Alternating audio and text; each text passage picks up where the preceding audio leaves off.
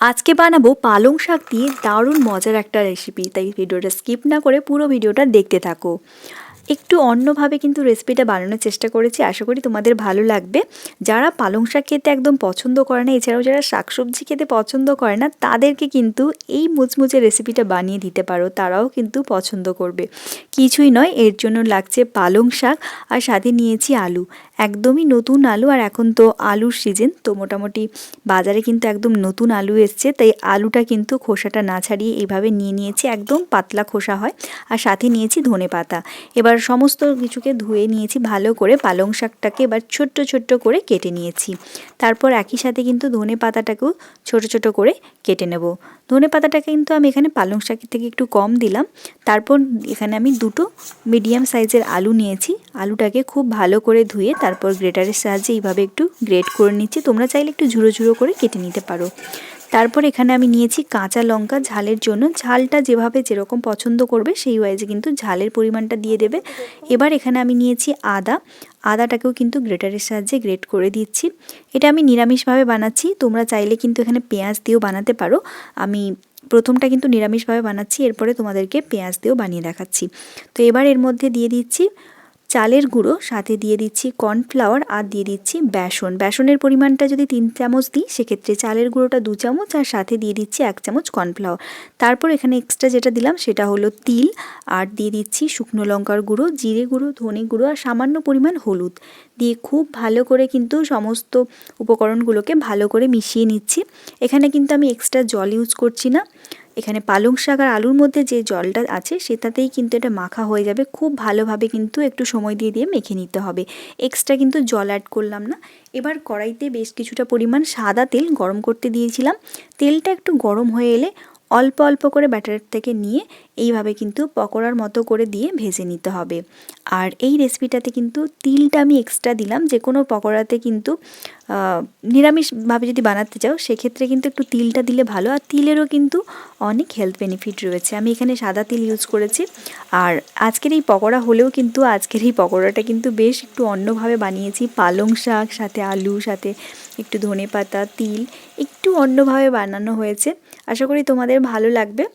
এবার খুব ভালো করে উল্টে পাল্টে পকোড়াগুলোকে বেশ মুচমুচে করে ভেজে নিতে হবে। খুব বেশি হাই ফ্লেমে না দিয়ে মিডিয়াম টু লো ফ্লেমে রেখে পকোড়াগুলোকে ভেজে নিলে কিন্তু বাইরেটা মুচমুচে হবে আর ভেতরটাও কিন্তু হালকা সফট থাকবে। মোটামুটি পকোড়াগুলো খুব ভালো করে ভাজা হয়ে গেছে, এবার তেল ঝরিয়ে পকোড়াগুলোকে তুলে নেব।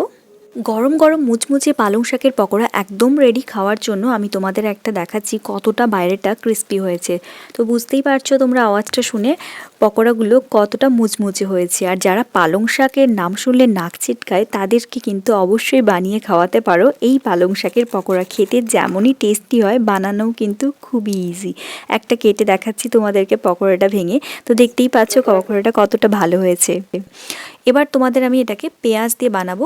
তো সেম ব্যাটারটা যেভাবে বানিয়েছিলাম নিরামিষভাবে, তার মধ্যে শুধু পেঁয়াজ কুচি আর রসুন কুচি অ্যাড করলাম, দিয়ে খুব ভালো করে কিন্তু সেম ব্যাটারের মধ্যে পেঁয়াজ আর রসুনটা অ্যাড করে ভালো করে মেখে নিচ্ছি।